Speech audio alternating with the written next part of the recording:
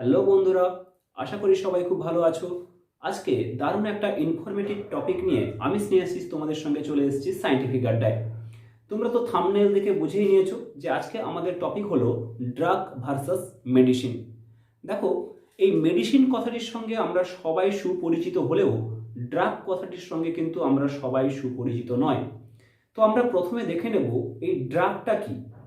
দেখো, আমি বোর্ডে লিখে রেখেছি DRUG, ড্রাগ শব্দটি এসছে ফরাসি শব্দ DROUGE, ড্রাগ থেকে, যার অর্থ ভেষজ গুণসম্পন্ন শুষ্ক লতাপাতা বা ঔষধি। তাহলে আমরা যদি মেডিসিন বা ঔষধের ডেফিনেশনটা দিই তাহলে এরকম দাঁড়াবে: যে সকল রাসায়নিক পদার্থ সেটা প্রাকৃতিক হতে পারে বা সংশ্লেষিত, যেটা মানবদেহের জন্য নিরাপদ এবং রোগ নিরাময়ে ব্যবহৃত হয় এবং যেটির প্রতি মানবদেহের কোনো অ্যাডিকশন থাকবে না, সেগুলোকে আমরা কি বলবো?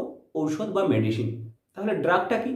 ড্রাগও এক ধরনের রাসায়নিক পদার্থ যেটি মানবদেহে রোগ নিরাময়ের জন্য ব্যবহার করা যেতে পারে, কিন্তু সেটি মানবদেহের জন্য নিরাপদ নাও হতে পারে এবং তার প্রতি মানবদেহের একটা অ্যাডিকশন চলে আসতে পারে। সেগুলোকেই মূলত ড্রাগ বলা হয়। তাহলে এখানে আমরা ড্রাগ এবং মেডিসিনের ডিফারেন্সটা একটু ভালো করে দেখে নেব।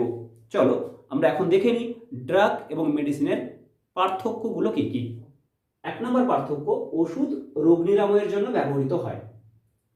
ড্রাগও রোগ নিরাময়ের জন্য ব্যবহার করা যেতে পারে। মোটামুটি একটা সিমিলারিটি পয়েন্ট আমরা দেখতে পাচ্ছি। নাম্বার 2, ওষুধ মানবদেহের পক্ষে নিরাপদ, ড্রাগ মানবদেহের পক্ষে নিরাপদ নাও হতে পারে। নাম্বার 3, রোগ নিরাময়ের পর আক্রান্ত ব্যক্তির মধ্যে ওষুধের ব্যবহারের আসক্তি সৃষ্টি হয় না। যেমন ব্যথা উপশমের জন্য অ্যাসপিরিন, আমাদের ব্যথা হলো, আমরা অ্যাসপিরিন জাতীয় ওষুধ একটা খেয়ে নিলাম, আমাদের ব্যথা কমে গেল, ব্যাস, ওটার প্রতি আর কোনো আসক্তি আমাদের দেখা যাবে না। এই ধরনের ওষুধগুলোকে বলা হয় নন নার্কোটিক ড্রাগ। তো অর্থাৎ এগুলো আমরা সেবন করার পরে আমরা তন্দ্রাচ্ছন্ন হব না। কিন্তু ড্রাগের ক্ষেত্রে কি? রোগ নিরাময়ের পর আক্রান্ত ব্যক্তির মধ্যে পুনর্ব্যবহারের আসক্তি দেখা দিতে পারে। যেমন হেরোইন একটি উত্তম যন্ত্রণা উপশমকারী ড্রাগ। এখানে কিন্তু আমাদের কিছু জিনিস বোঝার আছে। এই হেরোইন হলো মরফিন ডাইঅ্যাসিটেট, এটি একটি নার্কোটিক ড্রাগ, অর্থাৎ এটি সেবন করলে রোগী তন্দ্রাচ্ছন্ন হয়ে পড়তে পারে। এই হেরোইন ডাক্তারবাবুরা কখন ব্যবহার করেন? যখন শরীরে হৃৎপিণ্ডের ব্যথা হয় বা ক্যান্সার রোগীদের ব্যথা, না প্রসবকারী ব্যথা মানব শরীরে দেখা যায়, তখন কিন্তু এই হেরোইন ব্যবহার করা হয়। তবে নিয়ন্ত্রিত পরিমাণে ব্যবহার করতে হয়। যদি অনিয়ন্ত্রিত পরিমাণে এই হেরোইন ব্যবহার করা হয়, অর্থাৎ অত্যধিক মাত্রায় যদি হেরোইন বা ওই সমস্ত নার্কোটিক ড্রাগ শরীরে ব্যবহার করা হয়, তাহলে কিন্তু খিঁচুনি হতে পারে রোগীর এবং শেষ পর্যন্ত মৃত্যুও ঘটতে পারে।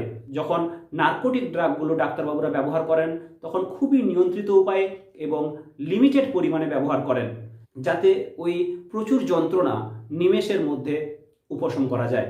এখন আমরা চতুর্থ পয়েন্টটাকে নোটিস করব, যে নগণ্য পরিমাণে বিষক্রিয়া বা পার্শ্ব প্রতিক্রিয়া দেখা যায় ওষুধের ক্ষেত্রে, কিন্তু ড্রাগের ক্ষেত্রে অনেক বেশি পরিমাণে পার্শ্ব প্রতিক্রিয়া দেখা দিতে পারে। অর্থাৎ মানসিক সমস্যা হতে পারে, দৈহিক সমস্যা হতে পারে, এমনকি রোগী এটা অনুভব করতে পারে যে সে ড্রাগ ছাড়া স্বাভাবিক জীবনযাপন করতে পারছে না। তবে তার জন্য কিন্তু ওই দিনগুলো খুবই ভয়ঙ্কর হয়ে আসে, তাকে স্বাভাবিক জীবনে ফিরিয়ে নিয়ে আসা কিন্তু খুবই কষ্টসাধ্য। পঞ্চম পয়েন্টটা হলো, সমস্ত ওষুধই এক ধরনের ড্রাগ, কিন্তু সমস্ত ড্রাগ ওষুধ নয়। অর্থাৎ ওষুধ এবং ড্রাগ দুটোই কিন্তু রাসায়নিক পদার্থ দিয়ে তৈরি। তো এই ছিল ড্রাগ এবং ওষুধের মধ্যে পার্থক্য। তোমাদের যদি ভিডিওটি ভালো লেগে থাকে তাহলে লাইক করে দিও এবং কমেন্ট করে জানিও ভিডিওটি তোমাদের কেমন লাগলো, এবং বন্ধুদেরকে ভিডিওটি শেয়ার করতে পারো যাতে তারা daily science, basic science and chemistry related information পেতে পারে। যারা এই চ্যানেলে নতুন তারা চ্যানেলটিকে সাবস্ক্রাইব করে নাও এবং নোটিফিকেশন বাটনটাকে অন করে রেখো, যাতে আমাদের চ্যানেলের ভিডিও সবার প্রথম তোমার কাছে পৌঁছে যেতে পারে।